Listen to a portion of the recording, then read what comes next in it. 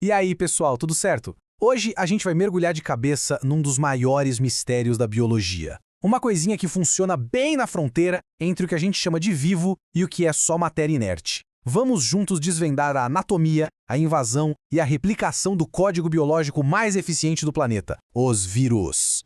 Ok, vamos começar direto com a pergunta que deixa biólogos de cabelo em pé há muito tempo. Afinal, os vírus estão realmente vivos? Para a gente chegar perto de uma resposta, primeiro a gente precisa entender o que eles são e principalmente o que eles não são.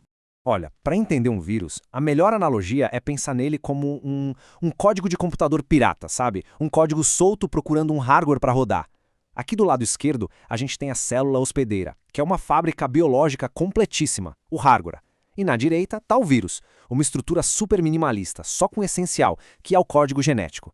Pensa só, ele não tem energia própria, não cresce, não faz nada sozinho. É basicamente um pacote de informação esperando para ser executado. Agora, olha só que interessante quando a gente bota os vírus à prova, comparando com os critérios clássicos da vida. Um organismo vivo, certo? Tem metabolismo, tem estrutura celular, responde a estímulos. Pois é, o vírus falha em todos esses testes. E a reprodução? Aqui o negócio fica complicado. Eles se reproduzem sim, mas nunca sozinhos. Eles precisam sequestrar toda a máquina de uma célula para fazer isso. E é essa característica que coloca eles numa categoria totalmente à parte. Beleza, então vamos montar o perfil desse invasor. Entender direitinho as características dessa máquina biológica minimalista é o segredo para entender por que ela é tão eficiente.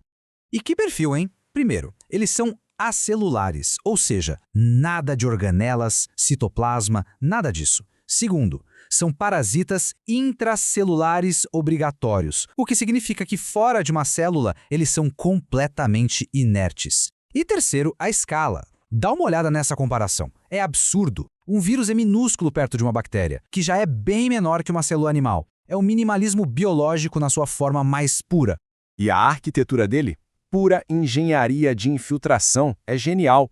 Bem no centro, a gente tem um ácido nucleico, que pode ser DNA ou RNA.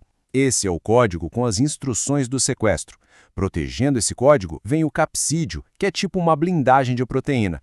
Em alguns vírus, ainda tem uma terceira camada, o envelope lipídico com as espículas, que funcionam como um disfarce e as chaves para enganar a próxima célula. Ok, já entendemos a estrutura. Agora, vamos para a ação. Como é que essa maquininha quebra as defesas da célula? É um processo de uma precisão cirúrgica. E o segredo todo está numa palavra: especificidade. Um vírus não sai por aí invadindo qualquer célula.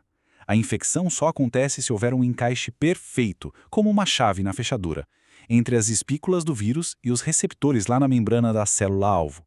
Se a chave não encaixar, já era. A invasão não acontece.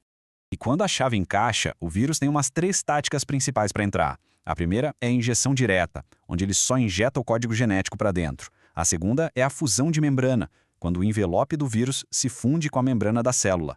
E a terceira é a endocitose, que é quando a célula é enganada e literalmente engole o vírus. 3 estratégias diferentes, mas com o mesmo objetivo: botar o código para dentro. E no momento em que ele entra, acabou. Começa o sequestro da célula. O código viral é lido e toda a fábrica biológica da célula é reprogramada para servir a um novo mestre. A partir daí, o que acontece com a célula depende da estratégia do vírus. Existem 2 caminhos principais, 2 modos de operação.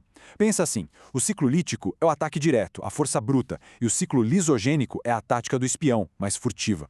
O ciclo lítico é a tática da destruição total. É um ataque frontal. O DNA do vírus entra, a célula é forçada a fabricar peças de novos vírus, essas peças são montadas e, no final, bum! A célula se rompe, isso se chama lise, e libera uma nuvem de milhares de novos vírus prontos para infectar outras células. É rápido e fatal para a célula hospedeira. Agora, o ciclo lisogênico, esse é o mestre do disfarce. É a tática do agente infiltrado. O DNA do vírus se integra no genoma da própria célula, virando o que a gente chama de prófago.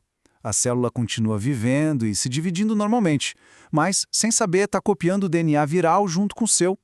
O código fica ali quietinho, latente, só esperando um gatilho, tipo um estresse químico, para ser ativado e aí sim iniciar o ataque. E essa tabela aqui resume tudo perfeitamente. No ciclo lítico, o DNA viral está livre no citoplasma, a produção de novos vírus é imediata e a célula destruída. É o ataque frontal. Já no lisogênico, o DNA está integrado da célula, a produção está em pausa e a célula sobrevive replicando o vírus em segredo. É o agente adormecido.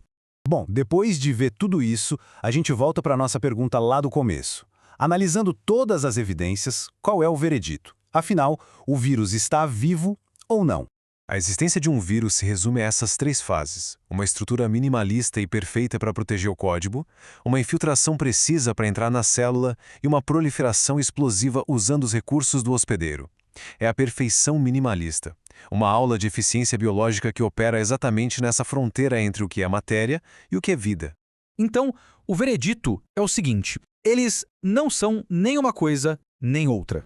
São as máquinas mais eficientes do planeta, transformando a própria infraestrutura da vida na sua arma de proliferação. Eles ocupam um espaço único, um limbo biológico que desafia as nossas definições.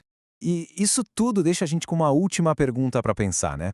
Se um pedaço de código que a gente considera não vivo consegue se replicar, consegue evoluir e usar a própria vida como arma, o que isso realmente nos diz sobre o que é vida? Talvez a vida não seja uma linha clara no chão, mas sim um espectro imenso e fascinante.